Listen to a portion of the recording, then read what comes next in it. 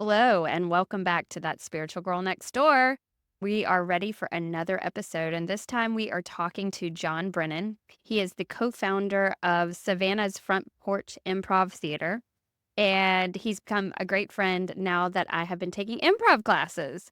And he's the co-founder with his wife Dolly and Bree and Dan, and the four of them have created magic in the Starland District of Savannah. They not only have amazing shows, but they give the gift to the community that these classes are open to whoever would like to try it.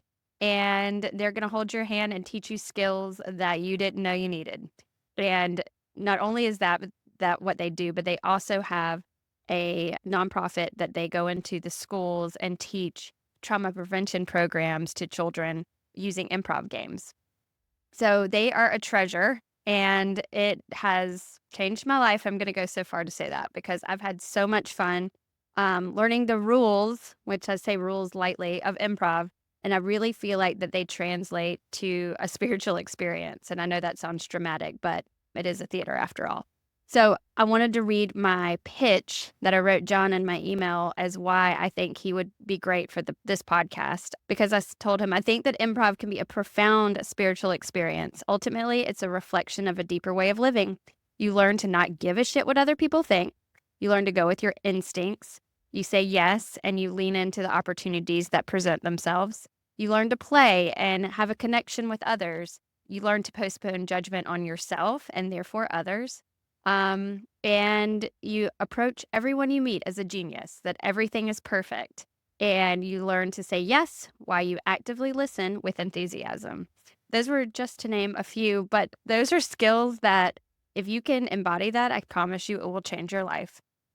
And he has said in the classes that he is obsessed with connection. And really that's an underlying principle of improv, but it really is pervasive within, like I said, life. So your connection with your children, your connection with your teammates on and off the field, your connection with the stranger that you meet checking you out at the store. All these connections add up to ultimately your life, right? But he gets deep on what connection means to him and how he forges connections. And he puts me on the spot a couple times, which that was fun. But I really think you'll enjoy this episode. It's something that people don't know a ton about. And if you have the opportunity to see an improv show, I hope you do. And if you have an opportunity to take a class, I really encourage you to do that as well. Here we go. I hope you enjoy the show and you let us know what you think. Well, thank you, John Brennan, for joining us today. Thanks for having me. Yeah. Look at your dog in the back. On That Spiritual Girl Next Door. And while we talk about things that are a little woo and spiritual, I wanted to bring you on with your connection lens, because to me, connection can cure a lot of the ailments we have going on in this world. Oh my gosh, yes. And so John is from Front Porch Improv. Yes. And I want to start off with, tell us a little bit about Front Porch and how did you get into improv? And then we'll get to the connection stuff later. Okay, so Front Porch Improv is an improv theater in Savannah, Georgia. I am one of four owners, Dolly, Dan, Bree, and myself. And we have been open with the brick and mortar since March 2020, which was the best time to ever open a live theater. And we have the Front Porch Improv is the community space and puts on excellent shows on Friday and Saturdays and does improv classes mostly for adults. We just started doing some kid programming. Then during the week, we do a thing called ACTS, and that is we get a lot of money from grants to go into schools to do a 10-week program where we do emotional regulation for middle school and high school students that are at risk. And it is an evidence-based program for my donors out there. And then we have our third branch is we do a comedy trolley tour. We partner up with Old Town Trolley. They're phenomenal. And we do Savannah for Morons, the trolley tour, where about 8 of our improvisers, some combination of 2 of them at a time, do about 18 to 25 tours a week in Savannah. And that's probably the only trolley tour that locals will take for once and over again. Yeah. And I will admit, I have not taken one yet, and I'm dying to do it. We got to get you on there. I can't wait. And I don't know how you keep your mind right with all the different spokes of your wheel right now. Sweet. Yeah. Well, I think what you saying that I just learned that you think differently than I do. Right. So you're like more things. It's Yeah, yeah, fine. yeah. Well, it's funny. It's actually like they all fit in the schedule of morons does the tourist industry. Yeah. Front Porch Improv is our neighborhood community place, and then acts is a way we can get grant money to pay our instructors and to really impact the community really Mm-hmm. well. Well, the wheels of the spoke definitely make sense. And Yeah. can you talk to me a little bit about how the theater works with the community? Because you've touched on before when we've talked that the Savannah improv community is unique in other improv communities you've been a part of in terms of your vision and goals. Oh, sure. So Hmm. our vision for Front Porch Improv is to Bree and I actually, she's the executive director. We're co-artistic directors. She's my comedic partner. So we kind of run this place like a restaurant where we're like the two head chefs, and we want the quality of the improv shows at on Friday and Saturday nights to be really high quality. Hmm. So a lot of it is we discovered we're teaching actually professional performance with using improv as the vehicle. We're not actually like teaching improv for the sake of being improv. Hmm. So it wasn't until the past 2 years where we started creating more community improv events so people can just play. We don't even want to call them shows because our shows at Front Porch Improv is we take a lot of pride in connecting with our audience, and it's not separate. And we've seen Right. that at other venues that sometimes it's the audience happens to show up, and this is the show we're doing. And if you don't like it, don't come back. But this is what Hmm. we're doing, and that's actually okay if your theater can Hmm. like. I've been part of those theaters, and that's actually a real nice. It's actually better than okay. That's a nice way to create a comedic voice if you're an artist. Yeah. Yeah. Yeah. Yeah. Well, and so that kind of is a good segue talking about connecting with your audience, connecting with your Yes. community. You've told me you are obsessed with connection. What does that Yes. mean for you? What does connection mean for you? Connection means to me is when I meet a stranger, how quickly can we see each other as humans? Love it. That's pretty good, right? Yeah. That's Yeah. excellent, I and think that's that's it. and so also that's how the classes work, and so Yeah. I will plug the class. I'm in the classes. I'm in my third class, and it's something I never would have thought I could do. Right. And I mean, connecting that first class when you look in another human's eyes that you don't know, and you are meeting for the first, and you're about to be crazy together. You realize, why am I afraid to look them in the eye? Why am I? What is this about me? There's so much inner Well, why philosophy. are you? Well, I don't know, Well, not anymore. look, can we unpack a little bit of that that's safe for you, Kelly? Sure. Right? I Because think me too is um well, what brought you to improv? Like so you want to look in someone's eye is you might be afraid of what they see back, Well, or that was are gonna you be my adding answer. I was what gonna is say, it? I'm afraid to be seen. So, You're afraid to be seen. yeah. Yeah, because of um uh your hangups, like I don't know. insecurities, or know what it is. Yeah. Yeah, I Or don't know, just but you I feel think through vulnerable. this whole process, once you jump off the ledge, I use that metaphor because that's the way all of improv feels, you realize you don't die, and so being seen isn't scary. Yeah, Connecting with another person's worth it. Um, absolutely. so Well, that's I solves mean, so many problems where there's times when you'll see people get into exchanges. Um, I'll go to like events, whether it's a community event or whether it's we have well, Kelly and I both have kids on okay. purpose with other people, and when you go to like a kids event, there'll be times where I'll see maybe other adults stressed out, Mhm. and they will imply meanings and feelings that actually aren't there. And it's nice to have a moment of connecting, seeing and hearing each other, and then just saying, "Can I just refill my water bottle in this concession stand? I know you're selling water, but can I just refill my water bottle?" Right. Or if I just say, "I need to refill my water bottle," I'm a Mhm. stranger, and they're like, "No." And you're like, "Hey, right?" Also, there's times depending on the setting, I've been like that. I'm like, "Nah, fuck you. Like, how dare you?" Yeah, And then the story is exactly. this asshole, right? Or this Mhm. jerk. Yeah. And it's like, no, everyone's got their own thing going on. Actually, Right.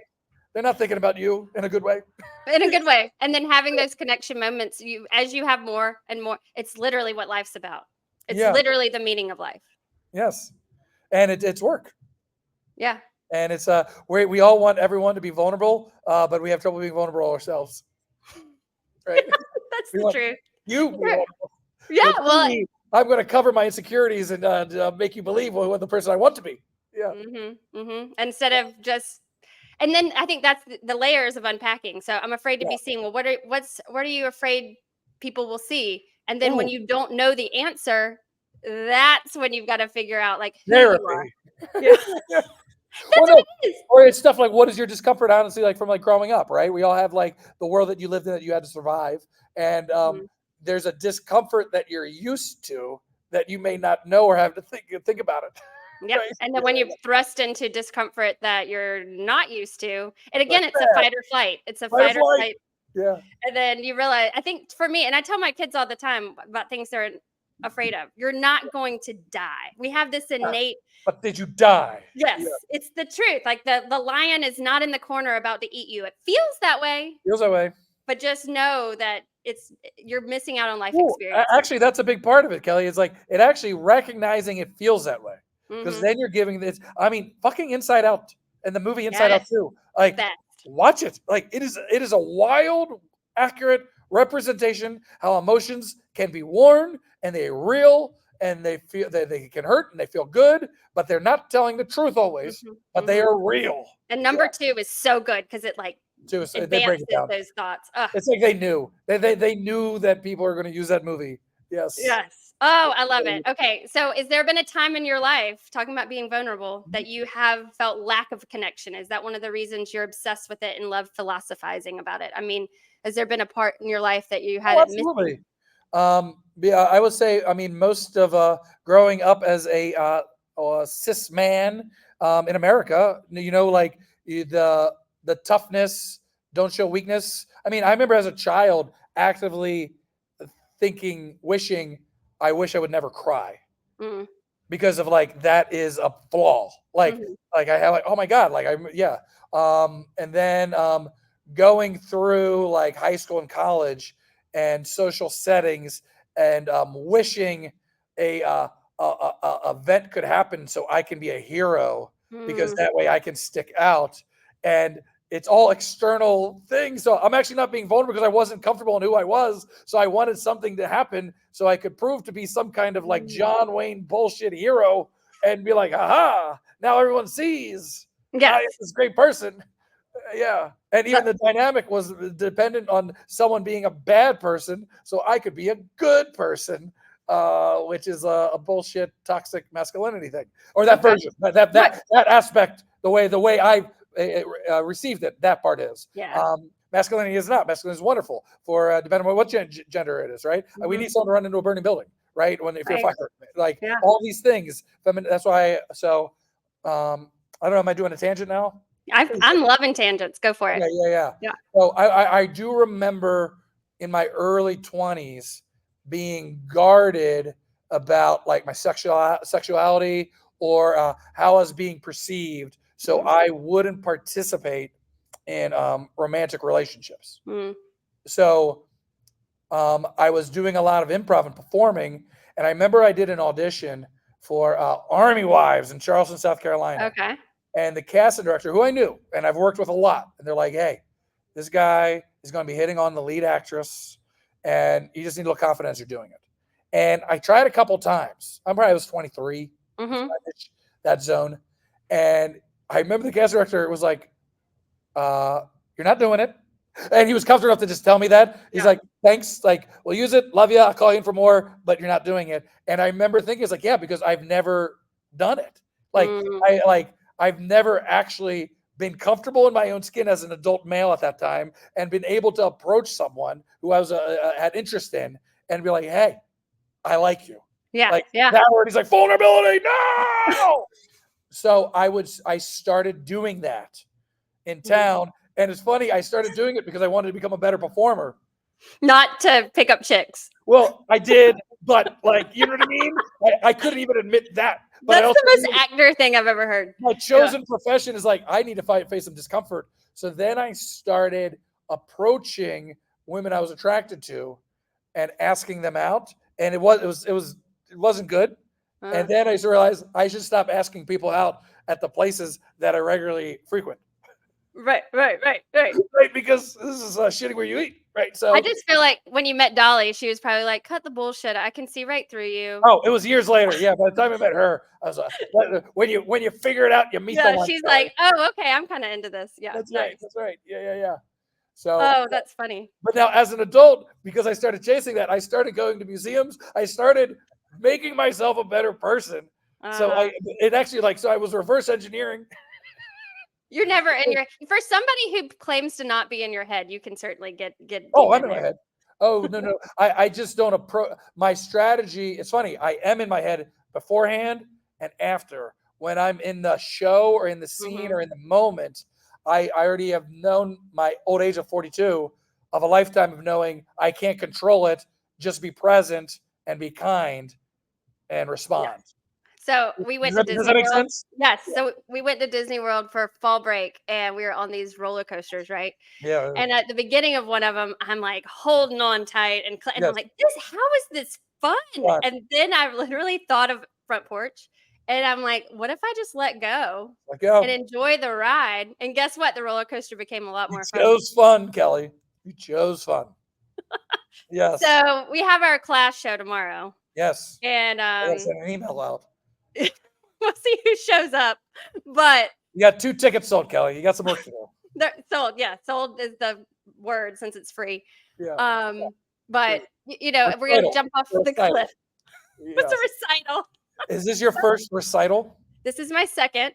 Okay. I didn't die the first time, Alright.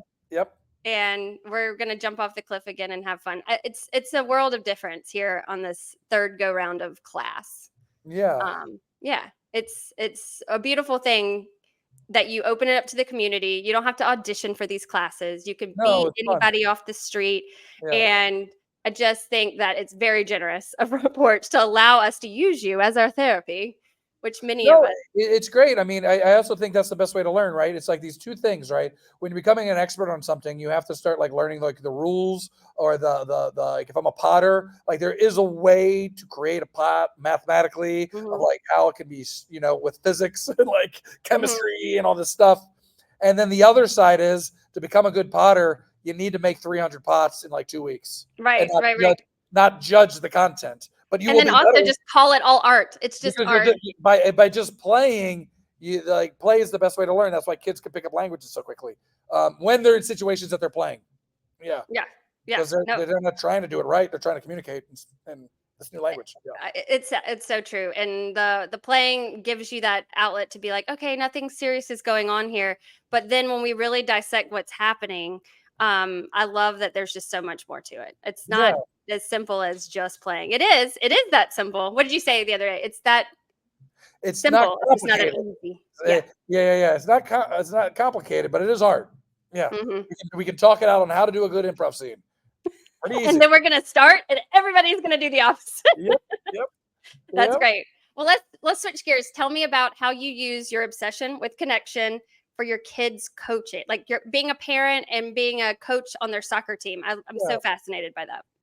yeah. So a lot of times, um, seen and heard. People like to be seen and heard, Hmm. and that is like even the thing behind like I think gentle parenting Yeah. is is that where it really helps when my daughter's having an emotional reaction, not to minimize them. Hmm. They're 6 and 8 for the Hmm. all the audience. Yeah, 6 and 8, both daughters. They're awesome. My first one's kind of a rough and tumble one, and then my second one is a very funny, deep feeling kid. Hmm. And COVID was a good journey for me as far as the opportunity to learn more about Brene Brown Yeah. and the Doctor of Shame. Um, and when someone's having an emotion, just to see it and recognize it and see if they agree with it. Like, hey, I Mhm. see this. Yeah. Is that it? Yeah. And then they feel seen and heard. And then also practicing not so. This is a I think uh, well, I don't know what it is, but either way, not solving a problem. Right. So I've heard that Or you have to. asking, Yeah. are you asking me to just do you just Hmm. need a listener right Hmm. now? Or do you need a problem solver, help problem solving Hmm. things, right? Hmm. Or there's even times so anyway, so that's what I do with my kids. The best thing I've ever learned for my girls especially at the young age, is when they're having a rough time, is like, hey, when I was 6 years old, Mm. I had a hard time too. And they actually, it's a different part of their brain, and they'll make eye contact with you, and they're here for it, because then you're sharing a vulnerability. You're not one upping them. All you're saying is another thing of like, hey, when I was 6, I couldn't ride my bike. Mm-hmm. That made me mad. And Yeah. then like an adult, see if they ask questions, or if they don't, then stop. It's not connecting with them. That's a big thing of like of intent versus impact. Like, do an intent and see how it's impacting the other person. Mm. That is, you could write a book on that.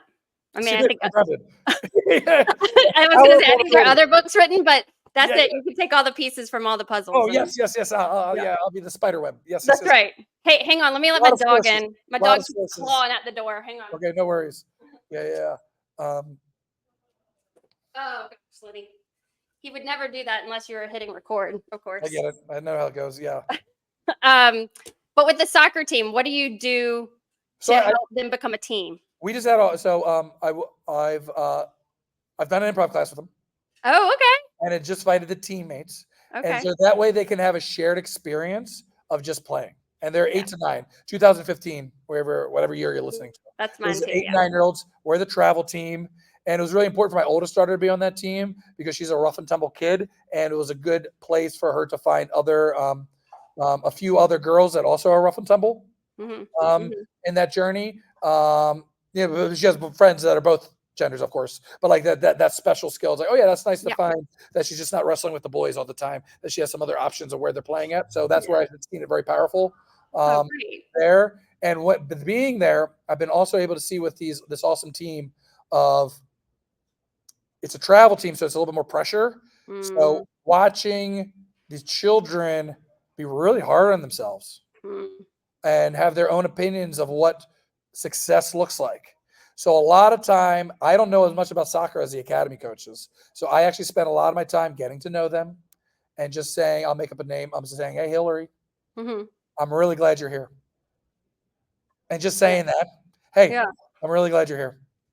And that feels good. It feels good to me when people say that to me, even if I'm like in a place of business, right? Like, hey, really glad you're here. Yeah. Or when they make a mistake, it's like, hey, I see you're being hard on yourself. I can't stop that. I do want to give you another perspective.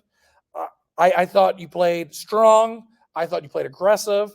And the mistakes you made were good mistakes because you played strong and aggressive. And those are good mistakes. So if you're beating yourself up over the mistake, I would love for you to consider my perspective. I like that. Then you're not telling them again they're wrong. No. Or beating themselves. It's just that, hey, this is another way to look at it. Another perspective. And I think that's a lot of things where I remember reading about this is like we accidentally center ourselves and stuff. And I think our ego does it. That's why I'm not a doctor. So if you're a doctor, email in. But like when something happens, you start centering the story on yourself or your ego does. It's like, oh, this situation is making me feel this. And then you start maybe defending or deflecting, right? So like when you're part of a team, you are a part of it. You're not the center of it. Yeah. So that way it's even like, oh, if you are having a rough time, and if it's something like a soccer game, like I want to let you know what you're doing is actually really powerful for the team. Like you're having a hard battle of the wing spot or number 7. But the other person you're playing is a really strong player. So you competing with them is allowing us to do different things. Anyway, that's where you can like offer different perspectives of like how it's all tied, where your emotions, negative emotions, positive emotions aren't good or bad, inside out too. It's like, yeah. And my oldest did not want to play soccer. She didn't want to play any sport. She said that because everybody's going to watch me, she was afraid of the judgment and being like the center. And we had to explain, no one's watching you. You are not the center of the team. Right. It is supposed to be about fun and being a part of something. And she's having a ball now. So she's playing rec soccer. Yeah, rec soccer. She's just great, perfect. It's in, she's still learning on how to follow the ball up and all the fundamentals, but she is not beating herself up about mistakes. And I'm shocked that she's not, but I'm here for the ride. Like, absolutely, so this has been such a great experience because she's learned, again, there's nothing very serious going on here. That is what does it do? It's also like your actions are separate of you, right? That's the only thing too. It's like you're not a soccer player, you're someone that plays soccer, right? Yeah. So that way you can maybe as an adult get feedback on your behaviors instead of like being like, that's a reflection on me. Yeah. Yeah. I made a And I mistake. That means I am bad. It is crazy that it's like an innate, obviously that's something I struggle with. And I've learned that my self worth is not tied into anything that I do. It's just an innate thing. I'm here. I'm Kelly. There's no one else that is Kelly Smith on this planet. So Right. I am innately worthy. But no one really teaches you that until you discover it. I And don't then, think we had the education in yeah. the society that we live in. You know what I mean? So, That's yeah, why it's like I start reading like you start doing yoga and you start like reading like some Western cultures you're like like, oh wait, it was there right you know what I mean? they We kind we of we give have a new very individual information. Yeah. yeah like a lot of it is like rugged individualism which is actually that's really not the thing. It really Mm, isn't. It's hmm. like it is a team. It is a team. Teams are so much more powerful. Uh, Right. yeah, my opinion. Yeah. Okay, well, I want to touch on one of your improv, not I guess philosophies might be where you talk about you're either a robot or a pirate, Well, this is and not you mine. It's this guy, Billy Merritt, just yeah, to give him credit because I know millions of people are tuning in. millions, Millions. millions are watching Billy this. Merritt, he was part of UCB. Him and Will Hines, or Will Hines is his partner in crime at times. That Billy Merritt said it's a pirate robot ninja. So there is a book for it, so you can find it out. So I Okay. don't want to bastardize it as of right now, but Well, I'm gonna have a bibliography at the end because you've well, gotten but in the improv culture, it's very important for me to make sure that that is said. Yes. But understand. also, It is I've not worked with him. John. Like I've taken his class. He's a wonderful human and wonderful teacher, and he's been doing this for like 20 years. And the idea that in improviser, if you are a pirate, you trust your gut and you don't worry about long-term consequences, and you just go out there and play and make decisions without worrying about long-term. A robot's a little bit more of an analyzer, right? They use their head. They're like, hey, let me understand the situation. Then I'll go in and I'll join the scene. A ninja, it's usually a higher form of skill set, an improviser, because they have ability to watch a scene and see what a scene needs, and then enter it to make the scene better. And that's what and then the joke about the improv ninja is it kills the scene 10 seconds before it knows it's dead. Yeah. Yeah. Well, I feel like it's an evolution and talking about connection because Yeah. when you're a robot and when you're a pirate, you need each other and you have a connection, and then it becomes a ninja scene. I know that Sure. in No, terms of sure. it works, they Yeah, work together. If they connect, they can work together. well, when a robots play like pirates, they learn a lot about themselves, and Uh-huh. vice versa, and they start to learn a different approach to maybe situations or problems that they're facing. Right? When Mm, it's like you have a group of experts on something trying to figure something out, it is really helpful to find an expert in another field to just come in and weigh in with fresh eyes because they don't have their ego all tied up in the fact that they're like an expert improviser. They're like, mhm, no, I'm a I'm a doctor or whatever. It's mhm. like they're just coming in, they can see their own journey, their expertise, their approaches to it, and that happens all the time. We're always bringing doctors to help with improv problems. Yeah, That would be something. I mean, I do think there is something, and maybe this is an excuse. I'll admit that right. an age, if you're a little bit older and you're in the throes of adulting, for me, it's hard to turn the adulting mind off and be there to play and come up with fun ideas. Like I used to be the best babysitter before I had Well, kids, yeah, and that shit got kicked out of you, yeah, right? Like, I yeah, would yeah, do all you're these types of responsible for games. all this shit. That's why it's wonderful about improv classes is actually where like when I was in Chicago, New York, most people, especially after like uh 2003, a lot of actors and actresses started finding the improv to Hmm. use it like for their career. And in those big cities, LA, obviously another one, they do improv to make them a better professional performer.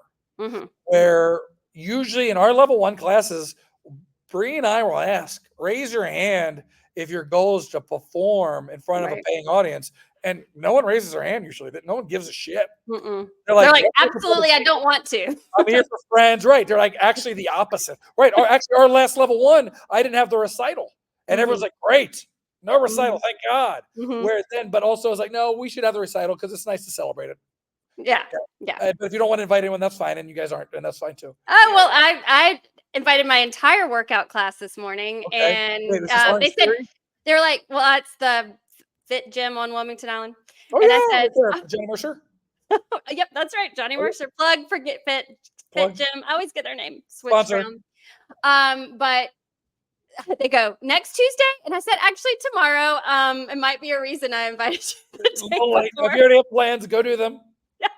Yeah. And Josh, honestly, he was right. He's like, I'm not missing it. And then, of course, we've got gymnastics and all the kids. He's got to be the carpool kid guy. So it'll be fine. And I was talking to Laura. I said, it's going to be like, he'll be there coaching us on the side. It's like a class on the stage. Yeah. It's fine. The goal is for joy and fun. Joy and fun. It seems so simple. I love it. Oh, right, isn't it? It is simple. It's And, complicated. Yeah. and you, so Oh, wait, I messed it up, right? were you into theater and performing before you got to improv, theater and performing, or like as a kid in high school and stuff? Or what was your evolution to get to the performer you are? I don't know Let's your see. backstory. I'll give the quick story. When I was a kid, we had that. If you ever seen Back to the Future, that big old video camera that Marty McFly had. Yeah. I'm a child of the '80s, so if you don't know that, worthwhile, good movie. We Yeah. had that video camera, and usually my older brother would hold the camera, Mhm. and me and my friends would create like mock newses or like Cool. mock Indiana Jones. I lived in Delaware, so it was like Delaware Brennan would be an episode, and we did Okay. like old movies. And then whenever there's school projects, we'd always do like movies. So I did enjoy performing Mhm. comedically. Mhm. And then when I was in high school, I lived in an upper middle class. We went to public school, but I went to live in upper middle class. And I will just tell you, I was the youngest. And I just remember thinking a lot of the adults they worked their asses off and had money and they didn't seem very happy. I Mm. didn't have the words for it then, but I just remember I don't think I'm going to follow the road you guys are doing because you guys always seem to be arguing who's going to party over at each other's houses. Like no Oh. one wanted to leave. Like there's like Yeah. subtle things I saw. I was like, it doesn't seem like a destination I want to give up my life for to end up where you guys are because you don't seem happy. Mm-hmm. So I just remember I got into college with the help of my dad, a Division III school to play like football for Division III. Okay, my dad helped me get some scholarships, did the application. I blew up my shoulder right away Mm-hmm. and I found theater and I started doing the theater class and that was really cool. And then Mm-hmm. I heard about Whose Line Is It Anyway? And I saw the show. I was like, wow, that's awesome. I wish you could learn improv. I transferred to Virginia Tech and I was a communications major and I was there. And in a good way, that's where college is a very lonely time because I Yeah. wasn't really I wasn't interested in being at college and I didn't have the dorm life. So I didn't actually really Yeah. participate. So good vulnerability. I was like getting stronger being by myself and it was just good and bad. But because it's Mm-hmm. like, that was my sad, lonely time and really healthy to just Yeah. be there. And again, very white privilege, I said before, where I still had the option to be at Virginia Tech. I just want to say that part. Like, that is also what my family did. Because I remember my older sister made some choices not to go. It was very clear their goal was to get me to college. Oh, okay. Okay. And when I was there, I found about a school called Second City in Chicago, Mm-hmm. and that they taught comedy, taught improv. Like Tina Fey went there, John Belushi, Tim Meadows. I was like, there's a school? I was like, I want to go there. And my parents informed me in my junior year of Virginia Tech that for the last year and a half, I'm going to get loans to finish school. And I said, great, I'm not going to do that. Mm. And my mom's like, I'll get a loan. I was like, no, don't. I Yeah. was like, I'm going to go perform. So as I tell my mom, my credits are still on hold at Virginia Tech 20 years later. And I ended up in Charleston at Theater 99 and took some improv classes. And my timing was right because they were all turning 30 and started their own improv theater, which is still kicking ass today in Charleston, Theater 99. And they needed people on the road to do improv. And I was in position to be a 21-year-old Okay. who was available to be like, Yeah. wait, I can make $2,000 doing improv over 9 weeks. Did you say? You know what I mean? That's so all I need. much, right? Yeah. And so I was able to get like paid to do improv because I was available to audition. I mean, and I liked them and I was a good person. I was easy to work with. I was willing to learn. And I was emceeing shows with 3 of my friends. We were the Have Not Tour Company. And when I decided to do improv with Charleston before I even went to Chicago, I was able to get 200 shows in pretty quickly. Mm. And it was weird too to go to colleges because I was the same age. So it was like, I don't know if I was necessarily an expert, but it was Yeah. very powerful for me and very grateful to Theater 99 to put me in that position. Yeah, and it's super cool that again you just jump off the ledge and you heard about Second City and you're like, I'm gonna go do that. Like, why couldn't I do that? Not, Yeah. I'm I not remember good my dad enough. told me, my dad and mom just said, you're going to get into the arts, just don't get into debt. That was good advice. I was like, okay, That great. is good advice. I heard. He's like, you're going to be living month to month. He's like, so just don't get into debt. And that way, whenever you do this forever, or if you don't do this forever, you'll be at zero. And that was a good piece of advice because at being in my young 20s, I wasn't going to hear much else because I was going to do it. Like I didn't want to hear Mhm. like it's not safe or secure. I'm like, yeah, no shit. I seen all your guys' safe, secure decisions, and you're all fucking miserable. My parents aren't, but you know what I mean. Like Right, the but the control community and just or yeah, implication that you have to go this road. right, right. Yeah, yeah, And good for you to have the you weren't again, you just ripped the Band-Aid off and you're like, "Let's do this because it makes me happy. I'm You not know what it worried was? about." It's because I was sad too. Oh, You know what I mean? yeah. Because I was doing the college thing and I actively now was it also a choice? You know what I mean? Like I was like, I don't want Mm, to be doing this yet. And it felt like I was like going through the motions and and the logic made sense. Well, it does make sense. You should get a degree. You should right. do this. And it's like, yeah, that all logically makes sense, but I'm But I'm miserable. miserable. Yeah, yeah. Oh my gosh. Well, that's a so and then what you from Charleston to Savannah, you didn't have the plan to open the theater yet. You hadn't met No. Bree. Yeah. So basically, I was in Charleston for a couple of years, spent a year in Chicago-ish, came back to Charleston, and then when I was like around 27, Dolly and I met Dolly in Charleston, and we moved to New York to get Okay. involved with like UCB and the Pit and the Magnet, Oh, and that's cool. where just a lot of improvisers were there, and we just lived month to month.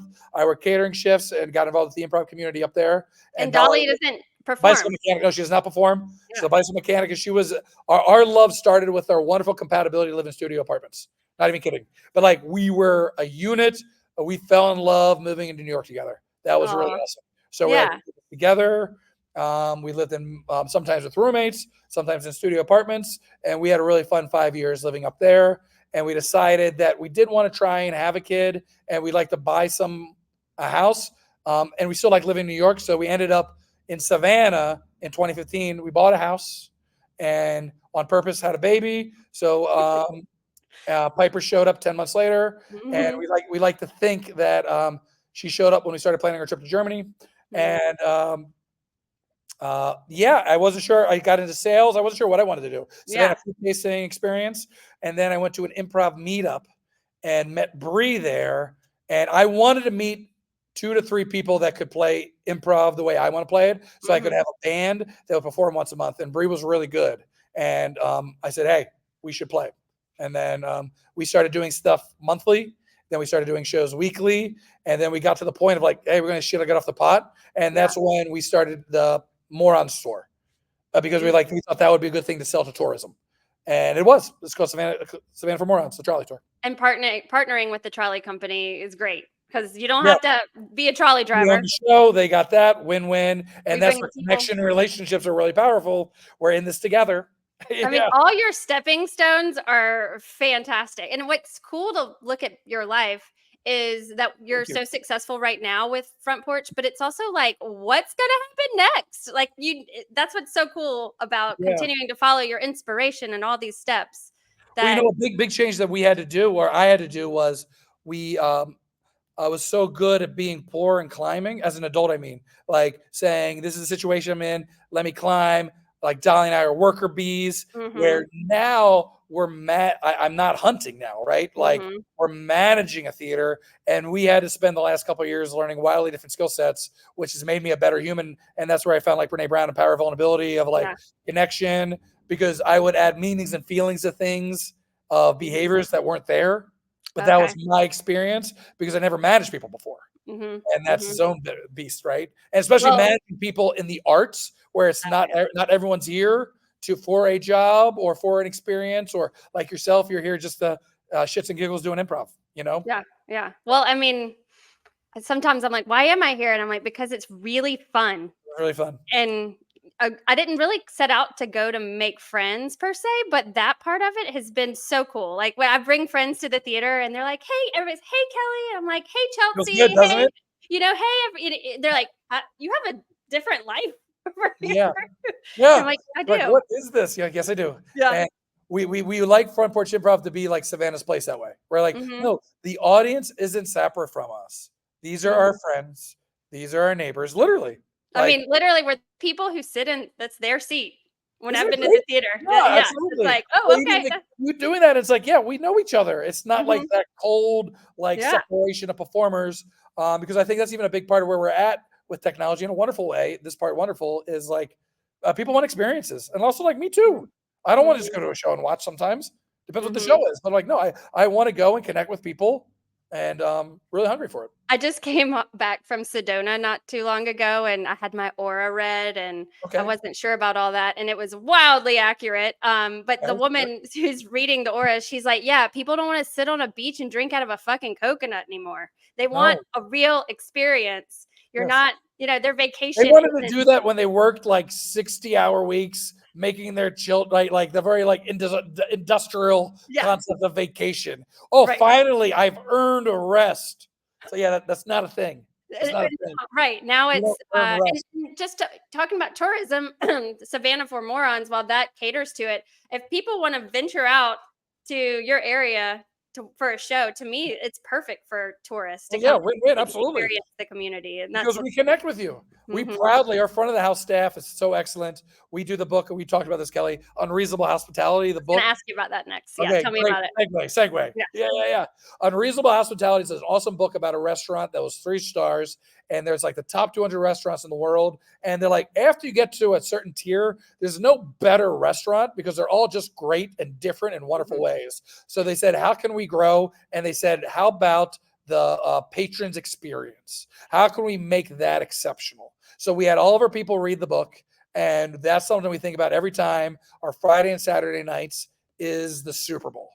And that's been really cool to say. We want an audience member to come in here and have an exceptional experience. We want them to feel good before they even get to the improv where we're going to make them laugh.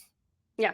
Yeah. And what's been that's been working out great. Hmm. And you know what's been funny about a discovery? We've actually started how to create some social events with our front of the house staff with it's just for us on like Monday afternoons Okay. where we don't have to be our best Oh. because we started noticing we were missing some real shit that was happening in people's lives because in a good way people were coming with fountain energy on Friday and Mhm. Saturdays and we were only seeing their best. Mhm. This is like a new Yeah. discovery last 2 months. We're like, hey, actually, who wants to watch a horror movie on Thursday at 9 o'clock after rehearsal and come in your sweats? Like, don't be your best. Like, Yeah. just come as you are, right? So that's actually been a cool wrinkle in the connection journey of the Art of Gathering is a good program. This book, Okay. this woman does the Art of Gathering and saying when you get a group of people together, what's actually the intention? Mhm. And Mhm. now we have our intention for Friday and Saturdays. So we started creating some more intentions of actually just being with each other. And that is awesome too because you've created a true community. I mean, you know how many employers or employees don't really want to connect with their How employers? come? Because it's there for the transactional. And I've, Mhm. I've had those jobs, right? It's Yeah. transactional. You And I pay me guess for that's my okay, time. but then you're not gonna have the attrition. You're not gonna have, I mean, all the You good know it. things. It's okay. Yeah. It's It's okay to have, okay. but you can also, because your whole mission statement without being is connection, Yeah, you I don't would want to be need. okay. I want shit Yeah. to be great, Yeah. right? Yeah. Yeah. Like Dolly and I, we want to be great, right? Mhm. Bree, Dan, Dolly, and I at the theater. I want this to be great. Well, what Mhm. does that look like? We want to feel great. And then also what it looks like is sometimes giving space for you to be who you are. It Yeah. depends on what the setting is. Yeah. Yeah. Ah, I love that.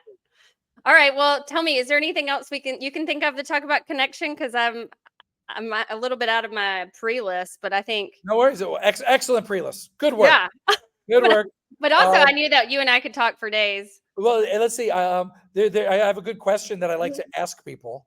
Let's see. I'll do it with you, Kelly. I think I might have Okay. shown you before, but this is a question I learned from a coaching podcast that the coach would ask for their players before they meet, because there's also even tension having a player coaches meeting Okay. organically, right? Because like they're trying to make a starting spot, especially at like the college level. There's Huh? competitive, and then even at our theaters, some competition sometimes, and stage time.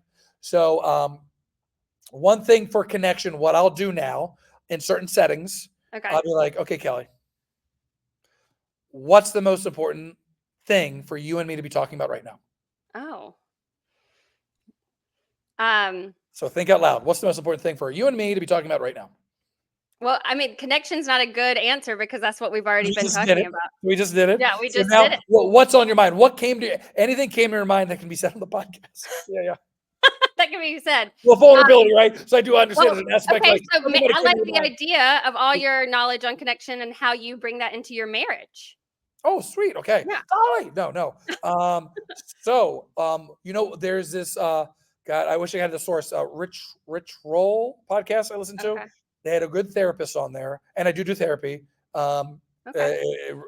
proudly. And with my marriage with connection, like I try and do the thing, actively do the thing where you get to know the person every day.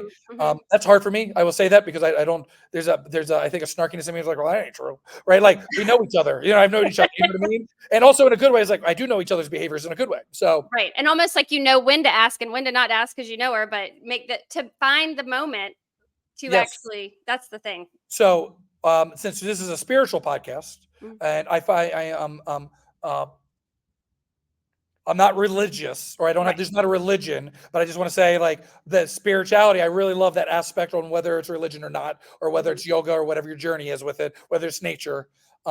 Where the therapist on there said, like Kelly, there's a thing that between you and me, or like the between Dolly and me, or Bree, my comedic partner, and then there's something up here connecting us. yeah. What's this thing up here? Mhm, And that's been a really good way for me to think when maybe Dolly and I get in a pickle, mhm. and I can be like, I can look up and be like, oh, I can point my negative emotions up, and it helps me not take it personally, or it Yeah. helps me and see it with fresh eyes of like, oh, neither of us are trying to do this to hurt each other. Mhm, Of mhm, course not. Of course we're not. I was like, mhm, so that narrative isn't true. mhm. Now it is true that I might be mad or I might be frustrated, but like that is a different thing. So that's really Inside good. Out 1 and 2. What's that? Inside Out 1 and 2. Inside Out 1 and 2. Yes, plug. Yes, some sponsor. But that's been really helpful for me with connection of Mm. of connecting with her and being able to see and hear her, and hopefully she can see and hear me of like when we have to talk about logistics in shitty tight settings where the kids are losing their mind or Yep. whatever it is, or you thought something was happening and that's not happening anymore. Mm. Of sending the energy up into the spirit, whatever that is for us, and that can really help with connection. That we're all in this together. I love that, and I've heard often the vibration of your problem, whatever that pickle is not where you're gonna find the answer. No, Yeah. So, no, sending that up or sending it up. recentering yourself also so once you send it up, bring the good stuff back down, Yeah, maybe, yeah, and, then you can kinda get yourself reset in that vibration to get out of the pickle and reconnect. I love absolutely. that idea that nobody's intention again, nobody's out to hurt each other. No, I mean, of course, psychopath, sociopath, like you know what I mean. Of course, there's, Right. but we know that. But Like when you're we know mad and that. you're in the moment, you're like, "Fuck you." Like, "Dude, Well, how so do you not there's so see many this right times, now?" like I'll just see it again at like where people are just stressed, whether they're stressed internally or whether they're stressed externally. That their goal isn't to feel pain, um, Mhm. even if it is a reason because of behavior. But you know what I mean? It's Yeah. like, yeah, that's why see and hear people is everything. Mhm. I think that is a good ending to Oh wow, we connection. did it! You did it! Yeah, Well, you thank did you it. for No, we did it. Inside Out 1 and 2, watch it if you One haven't and seen it two. already. We're gonna do a live streaming of it. It's on Disney Plus now. Yeah, it is. We just did a streaming of it. It really is, and it's so good and worth it if you're someone who doesn't have kids and never heard of it. That Yeah. and Soul. Have you seen Soul with your Oh kids? yeah, Okay. fantastic. Yeah. Yeah, yeah, That's yeah. pretty much the basis I for love that Soul moderation got in for there me. at the end. You're like, and Soul. Yeah, exactly. And Footloose from 1986. Yeah. We got Back to the Future. Yeah, Oh, yeah.